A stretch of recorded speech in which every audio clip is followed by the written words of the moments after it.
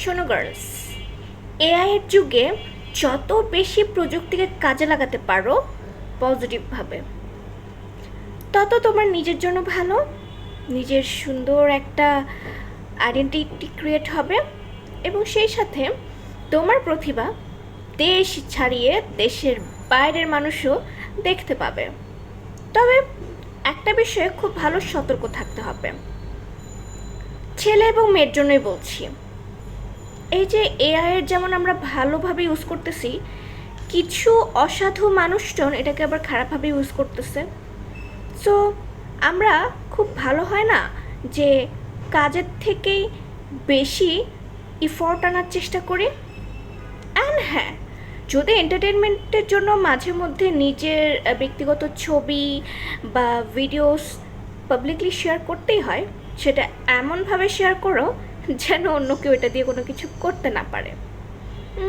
এই যেমন ধরো প্রকৃতিপ্রেমী যারা আছো আমার মতো, তাদেরকে বলতে পারি, তোমরা প্রকৃতিকে বেশি করে ফোকাস করে নিজের ফেসটাকে একটু ব্লার করে রাখতে পারো। এতে দুইটা ঘটনা ঘটবে। এক, তুমি যে প্রকৃতিপ্রেমী এটা সবাই জানলো, আর প্রকৃতিপ্রেমীরা অনেক সুইট হয় আমার মতো। অ্যান্ড দুই, তোমার ফেসটা একটু ব্রার থাকলো, সেফ থাকলা ইনশাল্লাহ। তারপরও যদি কোনোভাবে নেগেটিভ কোনো কিছু করার কেউ চেষ্টা করে, তাহলে তার জন্য তিনটে ওয়ে আছে। নাম্বার ওয়ান, কমেন্ট বক্সে আমি একটা লিঙ্ক দিচ্ছি, ওখানে গিয়ে স্টেপ নিতে পারো। নাম্বার টু, অবশ্যই অবশ্যই অভিভাবক সহ ভ্যালিড অভিভাবক, ওকে?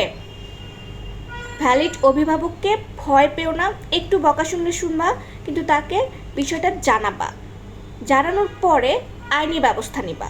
এটা হচ্ছে 3 নাম্বার স্টেপ। আইনি ব্যবস্থা নেওয়া থাকলে এটার বিষয়ে আইন যথাযথ পদক্ষেপ নেবে সাইবার ইউনিটে। সো এটার বিষয়ে যদি বিস্তারিত জানতে চাও তাহলে একটু অপেক্ষা করতে হবে কিংবা আমাকে ইনবক্স করতে হবে। আজকের মতো এখানেই বিদায়, টাটা।